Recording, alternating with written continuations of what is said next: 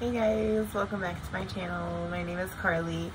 Welcome back to Carly's Life. This is my YouTube channel, my third YouTube channel. I'm gonna kind of scoot over here because I think that light is bothering this there. And I have like a little ring light back here. All right, so you guys, welcome back to my channel. My name is Carly. Welcome to Carly's Life. I'm here to tell you a story time in regards to my crazy ass ex-roommate girl.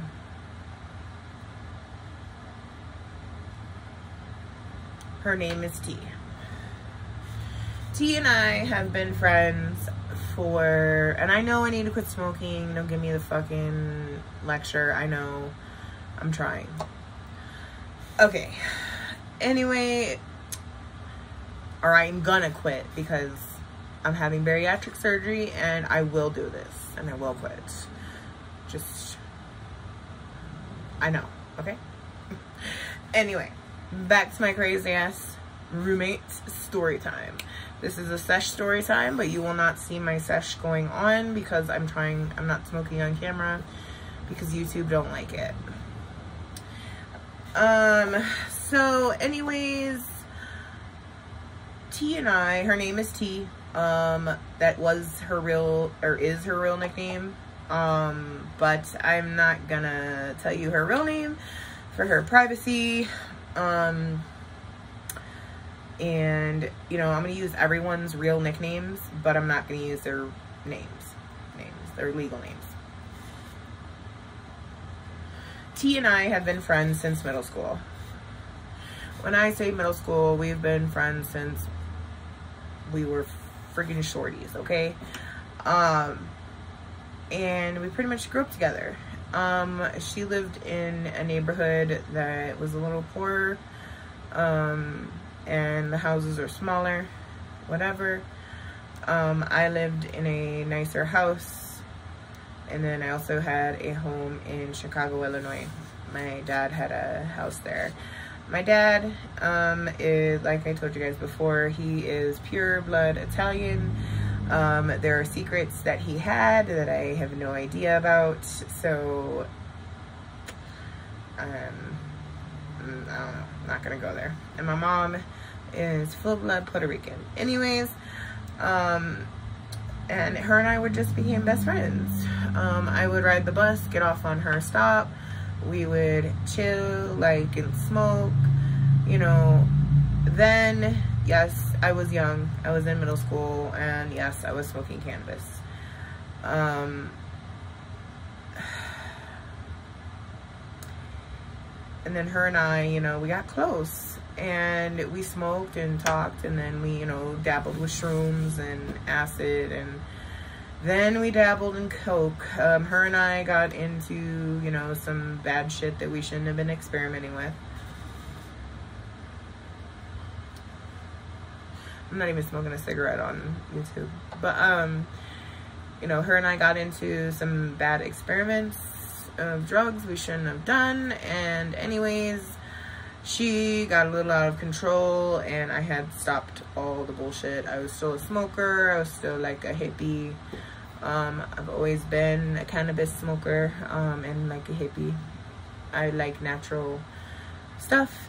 So anyways, and then, you know, I had my drinking days too. And that was around that time. You know, we had our partying days. We kind of grew up a bit, went through high school. T, she was she was short. She was blonde hair. She had piercings, tattoos. She was like the bad girl. And, you know, she was pretty. And, you know, a lot of guys liked her. So anyways, her and I, after high school, kind of split up for a while because I got really heavy into my boyfriend, my ex, and the father of my kids, or two of my, you know, my kids, and I'll get into that later. I will tell you guys the story time of my ex, okay? I will get there, but I'm leaving him out of this for right now. So, you know, I was into him, and I wasn't, you know, really hanging with my friends really as much. So she got really bad into Xanax and Coke, and she met a new best friend since I wasn't her friend that was going around doing drugs with her anymore. So she met E. I'm not gonna name her either because she is an influencer on Facebook and YouTube, so I'm not going to dox her either. She hung out with E a lot. They went to Disney World. They were really into Coke. They were best friends for a couple years. Thick as thieves. They went to New York. They went to Cali. Like, they did it all. And then they fell out. And then her and I, a few years, you know, passed. And I, you know, moved around. And then I came back home when my mom got sick. And then her and I, you know, started talking again, and we linked back up. So, she was living with her mom at the time in that small Schlacker home I was talking about. Schlacker homes are very small. In the neighborhood I grew up in, I lived, you know, in Northwest Indiana, right outside of Chicago. But anyways, the homes were small. Like, you would want, okay, so there'd be a front door in the front of the little house, okay, and no one really used it because it came into the living room.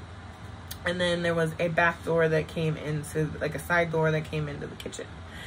So you walked in the side door, there was a kitchen, usually a place for a small table, and then the stove, fridge, dishwasher, maybe washer, dryer, and it would be all in that area in the kitchen, and then a place for, you know, a small table.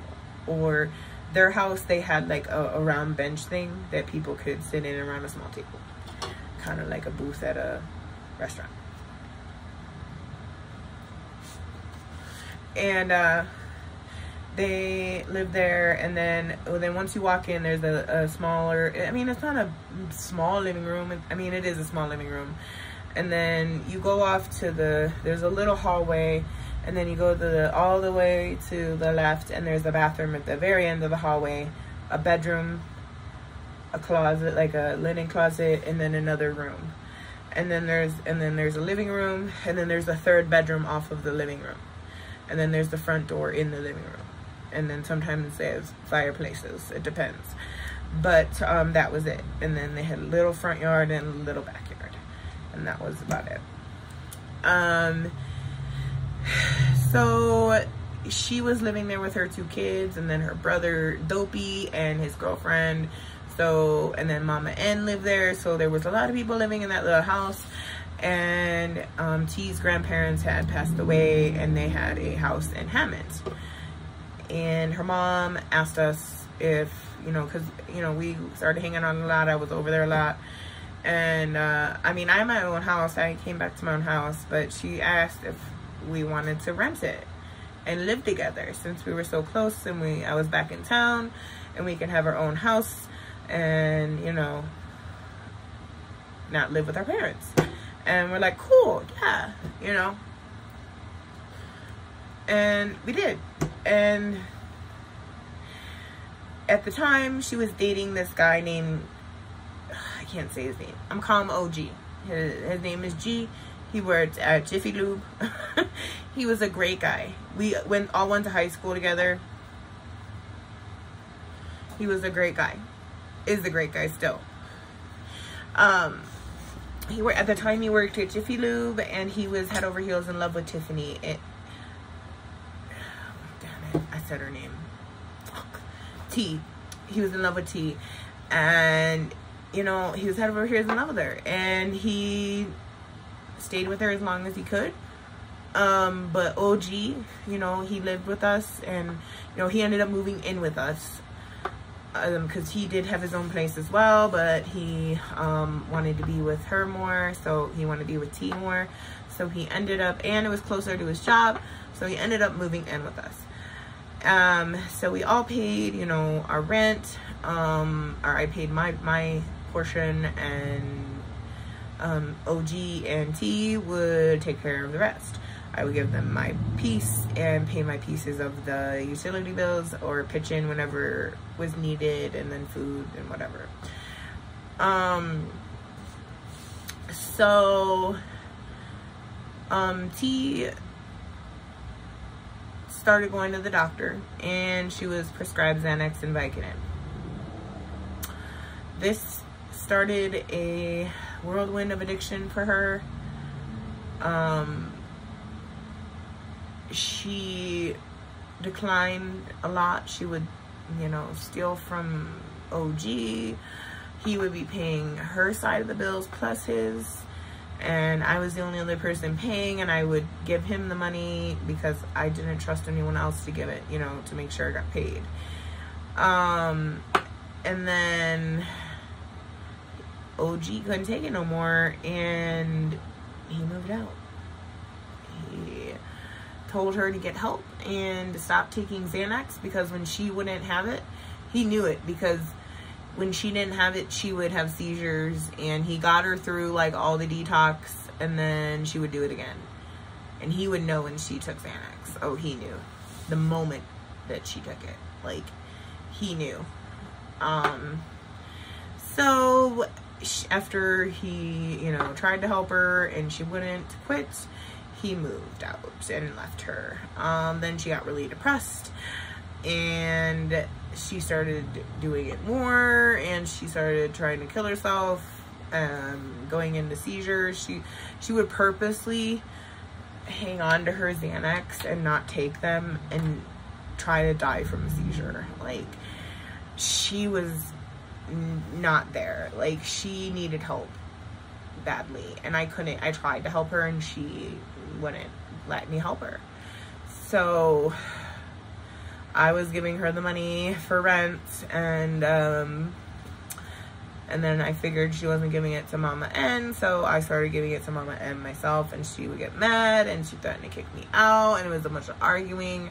I'm like, I just want to make sure the rent's paid. I want to make sure that we have a roof over our head. I don't want to be homeless. I don't need to be kicked out in the middle of fucking winter. We live in Chicago. Like, winter here is cold. Like, she didn't get it. Anyways. And then, yeah, it came to the point where I would have to call the ambulance twice a week, and they knew who she was because of her Xanax withdrawals. And she would hold out and not take her Xanax, and then she would get really, really high. So I don't know. It's just, it's been that was a roller coaster time in my life, and I had to move out. Especially, you know, it's not really over.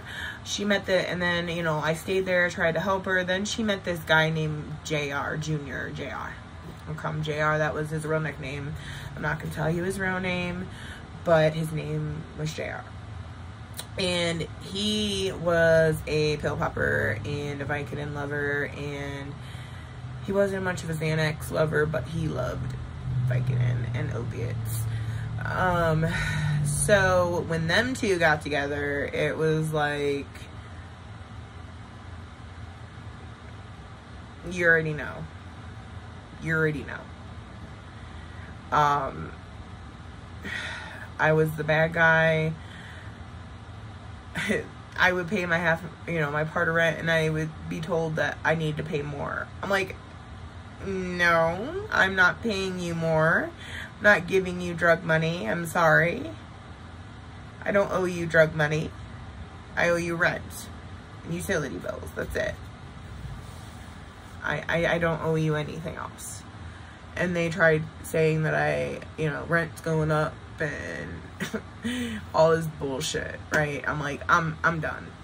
So they tried kicking me out in the middle on New Year's Day, actually, and I called the police, and they, you know, made me, you know, let me come back in, of course, because my ID said I lived there. Like, no, if you want me out, I can really make you fucking get me out of here. So you need to give me ample time to find a place to go. And then I did. I took a few days. I was out of there in a week. But they weren't just gonna kick me out on the street in the middle of fucking winter storm. Not happening. They were fighting over Vicodin, and it was bad. Like, them two they would beat each other's ass. They would fight, and he would hit her, give her a black eye. Like, even after I left, she would beg me and tell me she was sorry, and I'm sorry I treated you the way I did. And I just couldn't, like, I told her I forgive you, but I don't ever want to be your friend again.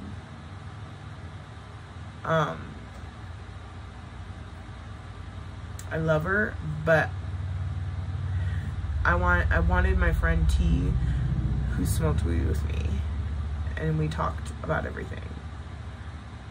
And we didn't have all this bullshit with men in the middle and drugs and everything. The friendship was toxic, and I couldn't do it anymore. I loved her. I told her I loved her, and I love her kids. But I couldn't be her friend anymore. It was killing me to be her friend. And her roommate. Being her roommate was worse. I had to save her every time she went into a grand mal seizure, because she would go into full-blown grand mal seizures from the Xanax withdrawal, and she would do it on purpose, and the kids would freak out. And then she'd be in the hospital, and then I'd have to take the kids. Sometimes Mama N would come get them.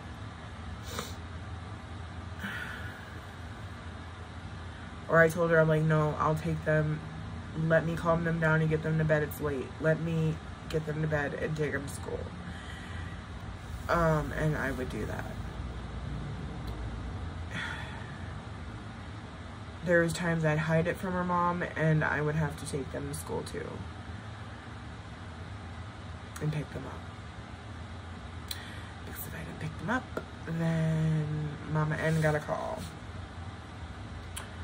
Because technically we lived in Hammond, and they were going to a school in Dyer, Indiana, and it was a nice school, and she wanted them to go there and not Hammond City schools, because Hammond City schools are ghetto, and she didn't want them to go there. So I had to drive, or we had to drive the kids to Dyer and back every day, which was a good 20 minutes or so. So I would have to take the kids if she had a fucking episode, and go pick them up and bring them back home. And then the time that she got her pills and she fell asleep at the wheel because she took too many Xanax, and she rear-ended someone. I can go on, and she was in the hospital for 3 days. I can go on and on about her.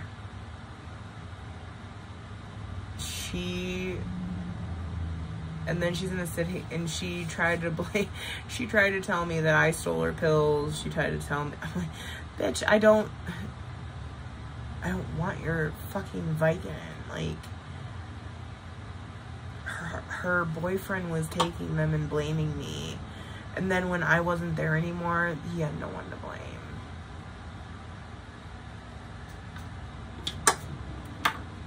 And that's when the fight started, because she knew it was him. And then that's why I'm sorry, Carla. Well, I'm sorry, not sorry. I can't be around that. I can't. If a friendship is to the point where it is making you absolutely insane, and a friendship is to the point of where it is too toxic and you cry every night, obviously something is fucking wrong, and you need to run really, really far. Addiction is horrible. And I tried to help my best friend, and I couldn't help her. So she could only help herself. T could only help T. I couldn't help T. So, I moved out. I'd say a week into 2014. After they tried, you know, putting me out in the middle of a snowstorm on New Year's Day. But that's here nor there. Anyway, but yeah, that's my crazy ass roommate story / best friend story that I haven't really told anyone except my husband. He knows about that story, but yeah, it was insane. And I got her kids into the custody of her mother, which was the one thing I felt that I did right, I guess. So that is my story time / sesh time.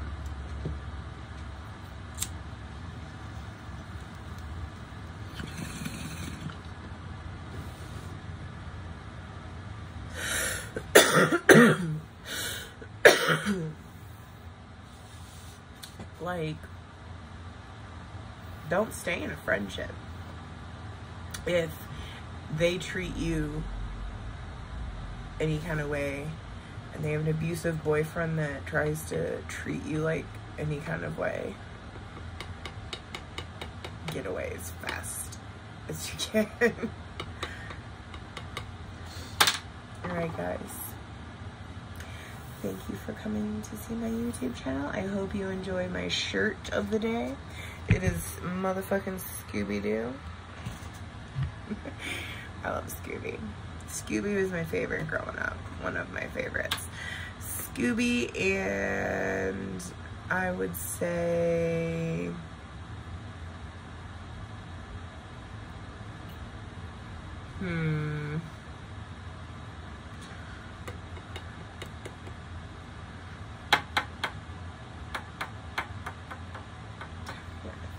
it's a battle between Tom and Jerry and Looney Tunes and Tiny Toons.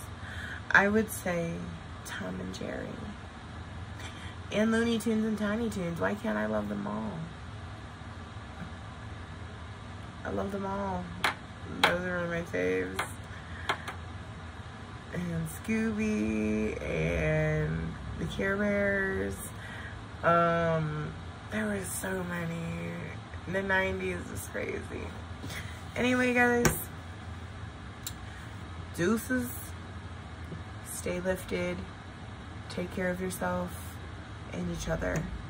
Be kind in the comments and in everywhere you go. Peace.